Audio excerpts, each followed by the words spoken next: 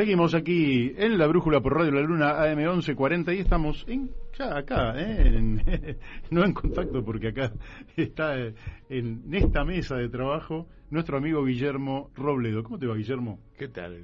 ¿Cómo estás? Bien. Muchas gracias por volver a invitarnos y estar acá y cara a cara, sí. Sí, claro, esto, vos sabés que a mí me dicen los oyentes que suena mucho más lindo cuando el invitado está en el piso.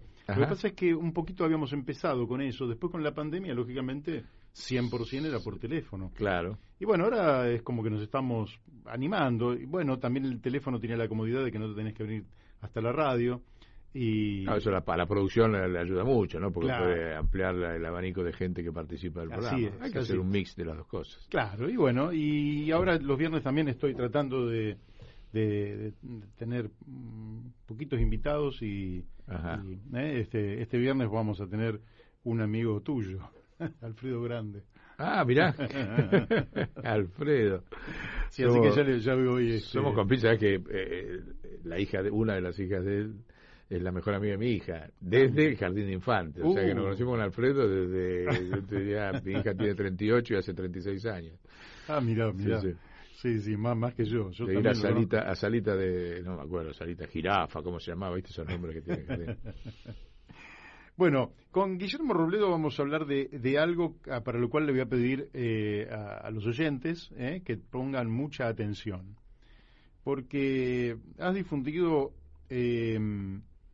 los algoritmos del pueblo en el siglo XXI, y yo creo que la inmensa mayoría de las personas de a pie, dentro de las que me encuentro, no tenemos tan claro qué es un algoritmo. Yo creo que lo sé, pero me gustaría que lo explicaras, qué es un algoritmo y por qué habría un algoritmo de la oligarquía, por decirlo de alguna manera, y habría otro que sería del pueblo. A ver, vamos a empezar por ahí, a ver cómo nos introducimos. Usted preste atención, porque esto es muy interesante. Mirá, para hacer una cuestión sencilla que todo el mundo lo entiende, todos lo primero que aprendimos a sumar era 1 más 1 igual 2. Eso es un algoritmo. Sí, 3 por 3, porque 9, es un cálculo. El algoritmo es un cálculo, es el cálculo matemático, nada más que potenciado por la potencia de la computación, que creo que todo el mundo la tiene clara, que todo es mucho más veloz, todo es mucho más universal. Entonces esa potencia que se ha desarrollado en las últimas 2 décadas, para poner así un tiempo así que por ahí no es exacto, pero ha crecido exponencialmente y sigue sin techo. Ahora después si querés te explico por qué sigue sin techo. Ha generado una masa de cantidad y calidad de algoritmos. Algunos dicen algoritmos, otros algoritmos, no sé, es más lindo el algoritmo, como lo decís, porque tiene ritmos más alegre, ¿no? Tiene un ritmo musical. Sí, total. que con una velocidad donde hace en un segundo, no te hace el 1 más 1, 2, te hace millones de 1 más 1, 2. Eso es lo que ha generado la inteligencia artificial, la famosa nube, ¿viste? Cuando está todo en la nube.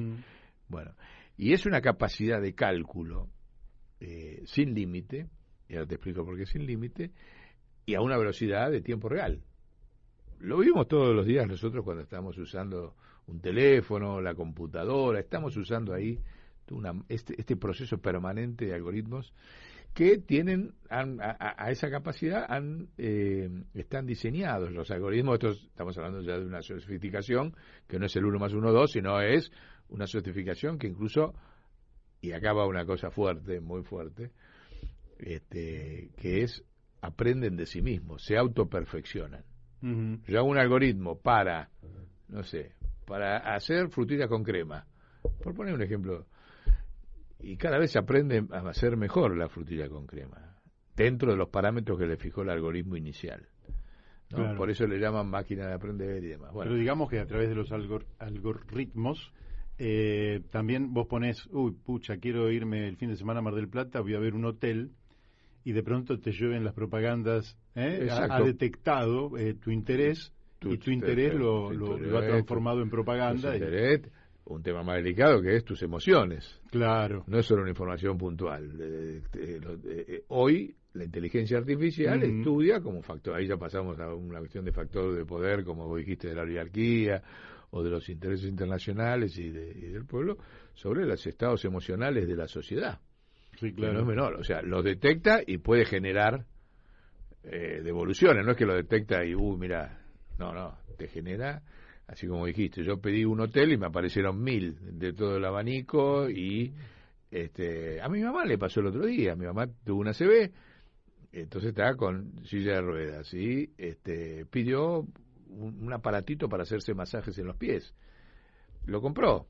A los 2 minutos le empezaron a caer todo tipo de propaganda del tipo de medias especiales para personas que tuvo ACV. Ella no pidió nada, ¿no? Entonces es una dinámica que la estamos viviendo todos los días. Todos los días. ¿No? Sí, que influyen sobre nuestras conductas porque nos agarran distraídos y nos inducen y sí, a ir para determinado lugar. Pero quedémonos un poquito en la parte técnica, digamos, antes de meternos en lo político, su instrumentación política, etcétera. Vos decías no tiene techo. Y lógicamente la capacidad de cálculo se ha multiplicado y se puede seguir multiplicando hasta el infinito, por decirlo de alguna manera. Lógicamente no al infinito, pero es tanto que los números asustan. Te estás refiriendo porque la microingeniería electrónica, esa que habla de microchip, donde las medidas son en nanómetros, ¿está evolucionando o te referís a lo que se llama la computación cuántica, que se está experimentando y que volvería a pegar un salto incalculable en la capacidad de cálculo? Todo a la vez lo que has acabado de describir y más. ¿Qué es el más? Esto que te dije yo de que autoaprenden los algoritmos de sí mismos. Yo tuve oportunidad, ahora va a salir un libro, la semana que viene, que es excepcional, de alfabetización popular y masiva sobre este tema que estamos hablando. Uh-huh. Lo hacen 5 investigadores de CONICET, con un lenguaje para que lo pueda leer desde cualquiera persona. ¿Conoces el título de ese libro? Sí, te lo voy a dar como anticipo. Tiene lo coordina Diego Golombek, que es un biólogo que ha hecho varios libros de divulgación científica, 5 doctores en computación. Va a estar en PDF gratis para que circule por todos lados y para que todo el mundo pueda, este debate que estamos haciendo nosotros lo va a entender cualquier persona, lo baja de internet. O sea, el nombre del libro se llama Inteligencia Audiomágica, le pusieron, y se refiere a la inteligencia artificial. Uh-huh. Y a qué es un algoritmo. O sea, ahí vamos a un salto cualitativo en la alfabetización digital sobre qué es esta pregunta que vos hiciste. Ahí es cortito, 50 páginas, está escrito, ya te digo, en un lenguaje que cualquiera que sepa leer y escribir lo va a entender. Bien. Y lo tenemos la semana que viene en la web para que todo el mundo lo baje. Bueno, baje, así que va a ser un golazo. Espero que me lo mandes y yo lo reenvío para que mucha gente lo pueda leer. Sí, porque es un instrumento de alfabetización popular, horizontal, masivo, muy. Pero volviendo a tu pregunta, yo pregunté lo mismo a 2 de los científicos que escriben este libro con los cuales tengo relación. Digo, pero ¿cómo esto no tiene techo? ¿Cómo funciona? ¿Cómo es que vos me decís, ¿para qué nos espían? Si ya nos conocen todo. Así fue la primera pregunta. ¿Para qué necesitan espiarnos por el teléfono? Ya conocen todo. No, pero vos lo entendés. No es que te están espiando.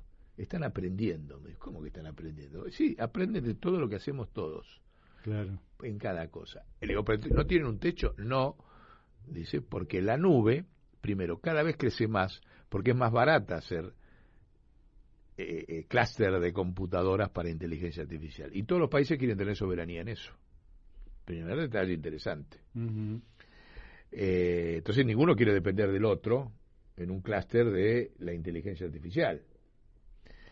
En segundo lugar, entonces cada vez hay más fierros, cada vez hay más máquinas para procesar. En segundo lugar, los algoritmos aprenden a usar cada vez menos de sí mismos. Eso es lo mágico. O sea, entonces dejan cada vez más capacidad libre de máquina. Hay más máquinas de las cuales para hacer más cosas usan menos máquinas. Uh-huh. Entonces, esto sí es el infinito, ¿no? Bueno, es otra discusión.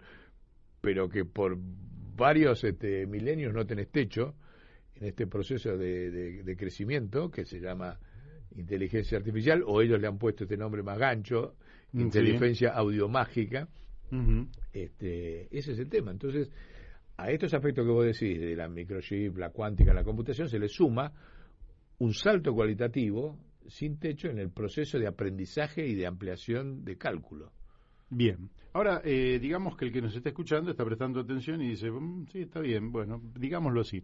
Pero convengamos que a lo largo de los siglos, se hablaba de que los viejos sacerdotes egipcios que ya habían investigado y conocían perfectamente el movimiento del Nilo, es decir, cuando el Nilo iba a subir y venía la época de fertilidad y cuando el Nilo bajaba, utilizaban este conocimiento para situarse por sobre la gente común, ¿verdad? Y lo utilizaban como un arma de poder.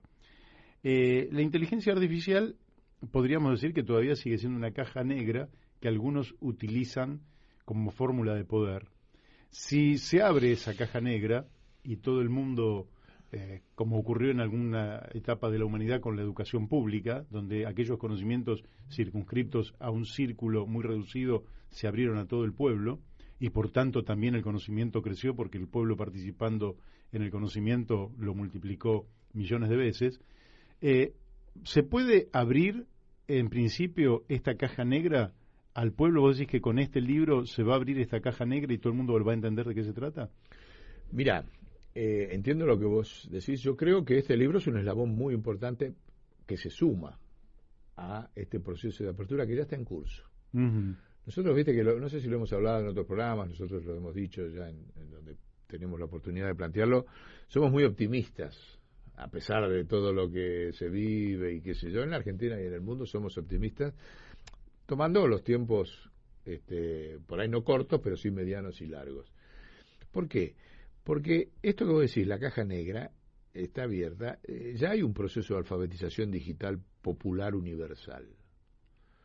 Y este libro es un aporte que hacen 5 argentinos, fíjate que lo han hecho no en el marco de una universidad, son todos investigadores de CONICET, o sea, no es una investigación del CONICET ni de la universidad. Espontáneamente dijeron, vamos a nutrir al pueblo de una cuestión básica. Hicieron un libro de educación popular, es un eslabón, si querés, con Paulo Freire traído a hoy, que va a ayudar muchísimo el libro no tengo ninguna duda porque conozco a 3 de los 5 autores, pero el proceso va por muchos lados, no está centralizado, que es la diferencia con lo que vos decís de cuando había una estructuración de poder vertical en cuanto al conocimiento, viste, los brujos, los sacerdotes de las religiones, los militares, bueno, a lo largo de la civilización siempre hubo una estructura vertical. Acá a nosotros nos parece, y ahí está el optimismo, es que por las cualidades que tiene este tipo de revolución tecnológica, que es universal, que es casi gratuita, porque si vos ponderás lo que pagás con lo que usás, con lo que tenés a disposición, que tenés Wikipedia, que tenés los traductores en tiempo real al lenguaje chino, a esto, al otro, y gratis, no tiene relación lo que pagás. No estoy defendiendo los monopolios de la comunicación, digamos, ¿no? No, pero es historia, pero lo que te brinda, y entonces ahí la gente lo usa. Y la gente se está alfabetizando digitalmente. Fíjate, no hay compañero de los planes que no tenga un teléfono.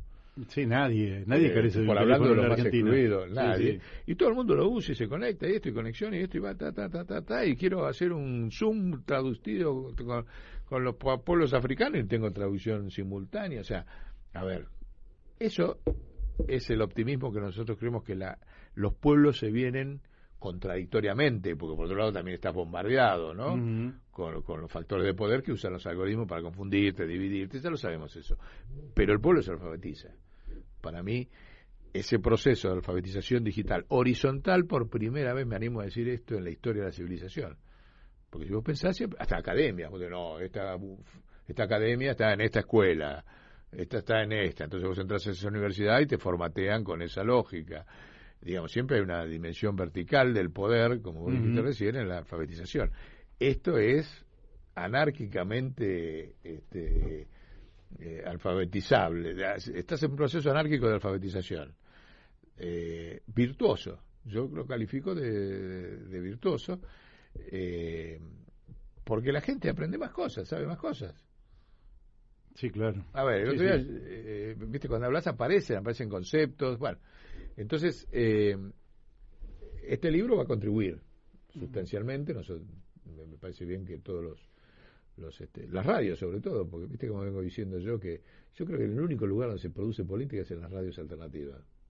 Puede ser. Por lo menos donde se debate. Sí. Porque fíjate, las unidades básicas desaparecieron, ¿cuál era la de los radicales? Los locales, los comités radicales, Casa del Pueblo, los las socialistas. casas del pueblo socialista, no hay más nada en ningún lado. No, para que aprovecho para decir que el sábado doy una charla en la Casa del Pueblo de Morón, José Escalada 91, Morón Norte, Bien. a 1,4 y media de la estación. ¿Sobre el ingreso básico universal. Ah, buenísimo. Así que 17 horas, a quienes quieran ir, es abierto, es gratuito, lógicamente. Es más, por ahí se ligan un cafecito a las 5 de la tarde. Muy bueno. Ay, no estoy diciendo que... Pero está muy reducido, Sí, o sea, no hay un lugar... ¿Viste como antes que era totalmente. un despelote de 10 unidades básicas o comité radical? No hay lugar de debate político. Las radios yo creo que es el lugar donde, fíjate, se dan... Aparte, como son muy horizontales, hay una igualdad, no hay una estructura de poder ahí, ni hay una ambición electoral así de un puntero o de un... Sí, claro. Sí. Entonces las radios son esto, y esto que estamos haciendo, fíjate, entonces yo creo que las radios con este libro van a hacer un gran canal de alfabetización digital, que incluso algunos ya me dijeron hoy que se pueden sumar, por ejemplo, Conectar Igualdad, los otros programas, no es solamente darle la computadora al pibe y qué sé yo, no, enseñarle a hacer un algoritmo. ¿Por qué no le enseñar a hacer un algoritmo? Y bueno, ahora está bien. Yo creo que ya como introducción al tema ya la cabeza empezó a situarse en qué estamos hablando. Quiere decir que nosotros estamos frente a un elemento de punta tecnológica. Lógicamente que cuando hablamos de punta tecnológica siempre nosotros guardamos respeto por todas las tecnologías anteriores y por la subsistencia de muchísimas tecnologías que siguen siendo útiles, aunque la ciencia y la tecnología sigan avanzando, pero ahora ya no estamos situados, digamos, en la edad de piedra, ni en la edad del bronce, ni del hierro, estamos en ni del brujo. Estamos en una sociedad de procesamiento de conocimientos y de creación de conocimientos a un ritmo vertiginoso. Acá también estuvo Armando Leguizamón, que nos contaba que, por ejemplo, China tiene más de 6 millones de patentes por año, Estados Unidos 3.300.000 patentes en 2021. Es decir, que estamos en una sociedad que crea novedades por millones y millones. Ahora, perfecto, vamos a la alfabetización digital, creación de algoritmos. ¿Cómo hacemos para que la gente distinga entre un algoritmo que viene de arriba y otro que viene del pueblo? ¿Cómo distingue eso la gente? Excelente encrucijada me has puesto. Bueno, te cuento nada más que el lawfare en la campaña de Donald Trump habían detectado, por ejemplo, gente que iba a votar al Partido Demócrata, pero que seguían vinculados al tema de las armas, es decir, la capacidad que tenemos cada uno, para los norteamericanos, de no esperar a que el Estado nos defienda, sino que nos defendemos por nosotros mismos portando armas. Y entonces le habían dicho, ¿sabe usted que Hillary Clinton tiene en carpeta un proyecto para la prohibición de armas, etcétera, etcétera? Y con eso la gente decía, no, voto, y cambiaron el voto en 3 estados. Claro. Sí. Bueno, la pregunta, hay otro caso, Tramán, tremendo que lo explicó el jefe de campaña de Lula. Yo creo que lo hablamos en otra vuelta, ¿no? No me parece. Ejemplos como cuando fue la campaña Lula no era presidente, sino era el otro candidato, viste, porque él estaba inhibido, claro, estaba preso. Arman una movilización tremenda de mujeres, la más grande en la historia de Brasil, casi 3 millones de mujeres que apoyaban la candidatura del PT, y la consigna era él no, o sea, Bolsonaro no. La movilización más grande, los tipos estaban chochos, porque habían logrado una cosa impactante en todo Brasil sin precedentes. A la noche, esto contado por el jefe de campaña del PT en el Flaxo, públicamente lo que estoy diciendo, no es nada. Viste cuando se hizo un encuentro de Flaxo hace 3 años acá en Ferro. Bueno, sí. Ahí yo lo escuché ahí en vivo, después estuve hablando con él. Sí. Dice, ¿qué hicieron? Lo entrevisté a Pablo Gentili, ¿puede ser? Bueno, lo entrevisté acá. No me acuerdo, puede ser, sí. Sí, ahora te digo. Sí, pero seguí. ¿Qué hicieron? Sacaron un montón de fotos de esas, viste, de que la movilización era la movilización para que de travestis, de mujeres en pechos, todo eso, y que era la campaña para que la homosexualidad, o sea, todo lo que sabían que en un sector de la sociedad podía generar un voto contra Lula. Uh-huh. Entonces levantaron, que dices increíble el poder, viste que para vos, para mandar por WhatsApp tenés una limitación de 5, 10, 250 WhatsApp. Sí, bueno, por algún instrumento no me deja por mandar. eso, bueno, levantaron con algún instrumento, te imaginas, tecnológico de inteligencia artificial del Comando Sur, y en 3 horas 10 millones de mujeres de Brasil habían recibido fotos falsas de lo que había sido la movilización. Claro. A los 3 días, el voto femenino a Bolsonaro había crecido 7 puntos. Fíjate, los tipos te logran desde estos algoritmos usados por el poder. Vos pusiste el cuerpo, pusiste la fuerza, demostraste una voluntad política y los tipos te la dieron vuelta a lo contrario. Simplemente porque tienen la capacidad del algoritmo de levantarte esta limitación que tenemos todos, que andamos, viste, como en la época de las cavernas, mandando WhatsApp, y te mandan 10 millones de WhatsApp a donde quieren. Bueno, ahí tenemos un problema del pueblo contra los intereses, digamos, un tema de soberanía. Uh-huh. O sea, un concepto que para nosotros está ligado a esto que vos decís, ¿qué podemos hacer? Y hay que empezar a plantear el tema de la soberanía emocional. Mira, eso nunca lo había escuchado. Nosotros lo estamos planteando como uno de los algoritmos del pueblo que tenemos que desarrollar. O sea, que no puede haber una tergiversación como esta que te acabo de describir, que pasó, es un hecho histórico, documentado, dicho, y no es menor, tiene una dimensión, pero fíjate que no se ha politizado, ni siquiera se ha judicializado, más allá de la politización, de que no puede usarse los algoritmos en campaña para manejar las emociones de la gente. Algo va a haber que inventar, porque de hecho el poder lo usa, y fíjate, lo ha usado en Brasil, uh-huh, y le permitió ganar a Bolsonaro. Y seguro que millones... O acordate cuando Evo pierde las elecciones porque le fabrican un hijo. ¿Te acordás? No me acordaba. Claro, Evo llama un referéndum para poder tener otro mandato. Y desde los algoritmos comunicacionales le fabrican que tiene un hijo falso, no declarado. Bueno, acá ha habido operaciones de prensa. Y pierde las elecciones. Después demuestra judicialmente que era todo mentira. Pero al perder esas elecciones, él tuvo que forzar la figura jurídica de que era un derecho humano poder ser candidato, y entonces ya no tuvo la misma fuerza y vino la situación del golpe. Pero está olvidado, porque él después se la siguió y se la ganó. El periodista reconoció que era todo mentira lo que había publicado, que no tenía ningún hijo falso. Pero ya había el hecho político, se lo habían producido. Sí, claro. ¿No? Y después vino el golpe, bueno, es lo que tengo que saber. Entonces, hay un montón de hechos que que América Latina se lo tiene que plantear. Digamos, ¿cómo hacemos? Por eso los algoritmos del pueblo para neutralizar. Por ejemplo, el tema de la soberanía emocional, no puede ser que vos tengas los medios de comunicación todo el tiempo contaminándote con mentiras, con esquema de desconfianza, y eso es un algoritmo atrás, porque eso después se reproduce en las redes y te lo planifican desde algoritmos de comunicación. Y tenemos que inventar desde el lado del pueblo esa es la lucha. O sea, lo que vos decís, ¿tenemos para neutralizar hoy? No tenemos. Por eso hay que empezar a construirlos. Por ejemplo, yo entro, en Google para cualquier cosa, ¿no? Hacer una consulta y me aparecen una serie de informaciones donde, por ejemplo, sistemáticamente me aparecía Javier Milei. Sistemáticamente, es decir, había aunque una instalación. No, yo no pedía absolutamente nada. Claro. Yo por ahí, qué sé yo, era para conocer el nombre de un árbol. Y de pronto te aparecía ta.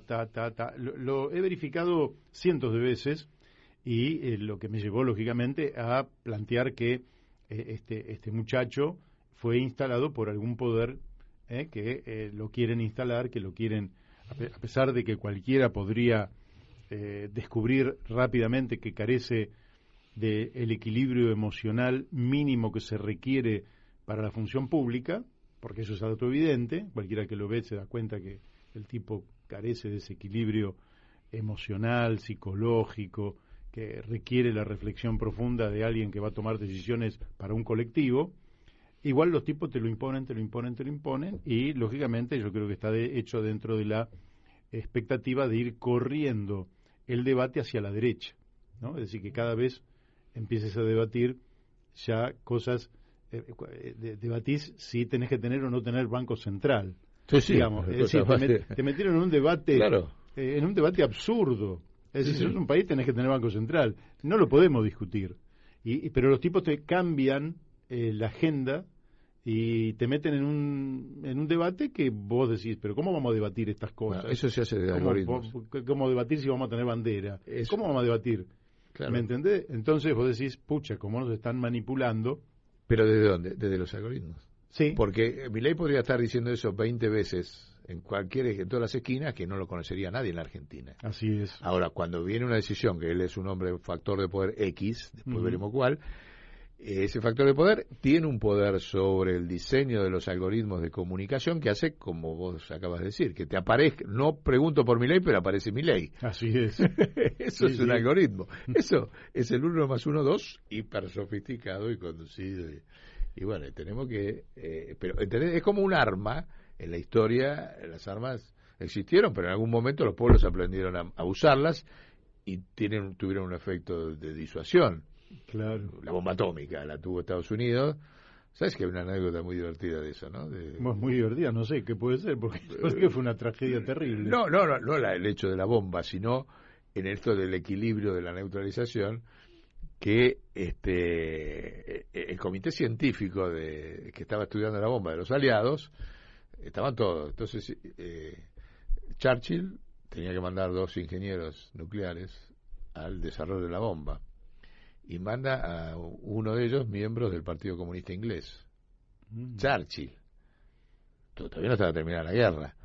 Porque él ya estaba previendo, quería que la bomba no la tuvieran solo, los ingleses, viste, que son muy especiales, no quería que la tuviera solo Estados Unidos, quería que el enemigo también tuviera la bomba atómica, y efectivamente ese miembro del comité que había mandado Churchill le pasó, y al año también tenía la bomba atómica de Estados Unidos, y generó la cuestión de la neutralización digamos, de la disuasión. La disuasión, claro, sí.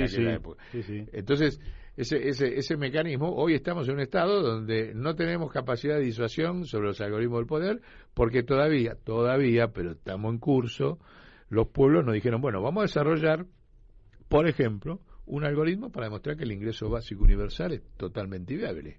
Ya que vas a hablar, digamos, el sábado, vos desarrollás un algoritmo en cuanto sofisticado, no sofisticado, sino con potencia científica, no tiene por qué ser necesariamente sofisticado, y demostrás que no hay ninguna razón en contra para que haya el ingreso universal. Ahora, es un arma que no la estamos usando. ¿Entendés? En general, en la agenda de la lucha popular no está como un arma para que el concepto se potencie y se demuestre que el concepto del otro está equivocado, que el de Milei está equivocado, o un algoritmo para demostrar que hay riqueza suficiente para que todos laburemos 4 horas. No lo mismo enunciarlo y darse la lucha, cosa que está bien, que a eso le agregas un arma como es esta, y que me parece que ahí es donde va a venir el efecto de equilibrio frente al poder que ha logrado el poder concentrado en el mundo, ¿no? Cuando los pueblos lo empiecen a plantear y con esto... Bueno, sí, la gran virtud que tiene esto es lo que vos decías al principio, que esto no es un arma, es un arma sofisticada, pero al mismo tiempo muy, muy barata.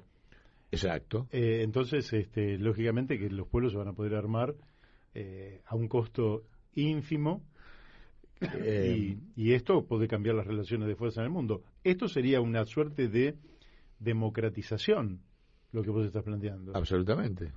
Sí. De salto cualitativo de la democracia. O sea, claro. La democracia ya no discuta solo cuestiones electorales, de candidatura, lo cual está muy bien, sino que vamos a discutir programa y contenido sobre bases científicas, ¿no? O sea, por ejemplo, vos acabas de tener Milei, y que si nosotros tuviéramos un equipo de compañeros, que lo vamos a tener seguro, cuando digo nosotros, digo el pueblo, sí. Considerado, un tipo que demuestre con un algoritmo que lo que dice Milei es una una cosa insostenible, que sin Banco Central no hay país ¿cuál sería el escenario? Por ejemplo, vos haces un algoritmo del escenario de lo que hace Milei. Usted lo que quiere hacer, bueno, hagamos el escenario de la consecuencia. Se murió Milei.